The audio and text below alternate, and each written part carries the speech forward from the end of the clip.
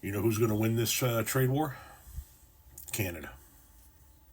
Canada has a secret weapon in this trade conflict, a trump card, and it is located directly under our feet, and it is called Alberta Energy. You see, Alberta happens to have one of the largest deposits of oil and natural gas on the planet, and Alberta would love to increase the amount of oil and gas we send to our southern neighbors. Currently, they buy about $100 billion a year of highly discounted oil from Alberta, which tens of thousands of U.S. workers and refineries then upgrade into $300 billion worth of value to sell around the world.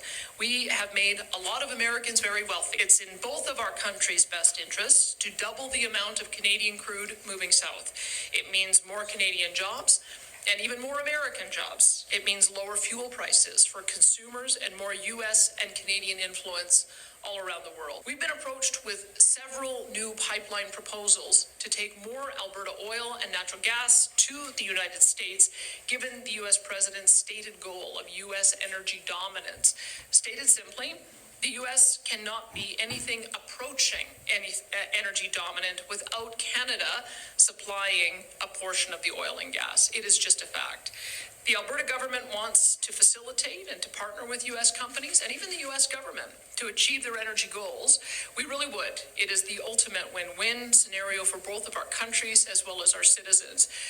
But how can Alberta actively partner to expand pipeline access to the United States when its president just slapped a 10% tariff on our energy products and is devastating the other industries in our province and our country with a 25% tariff, in violation of an agreement that same president signed in his first term in office? The answer to that is we can't, and we won't. Come back to reality. We will focus on efforts and financial means to export one of the largest oil and gas deposits in the world elsewhere.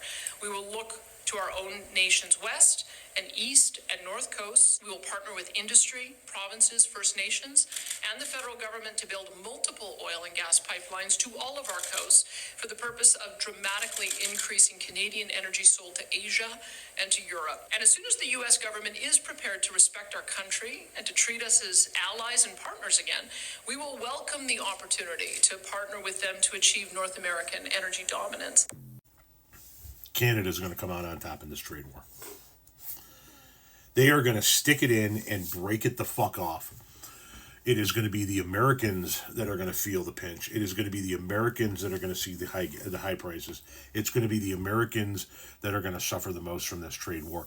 Canada is going to be just fine, and it's going to be it's not going to be until a Democratic president is in office again that we can restore our relationships with our closest neighbor. Keep in mind that the United States and Canada are not only neighbors, big trade partners, and lifelong allies. They share the world's longest land border between two countries. And here comes Trump just shaking his fucking mushroom dick at him, telling everybody how big of a fucking man he is, and he's going to lose again.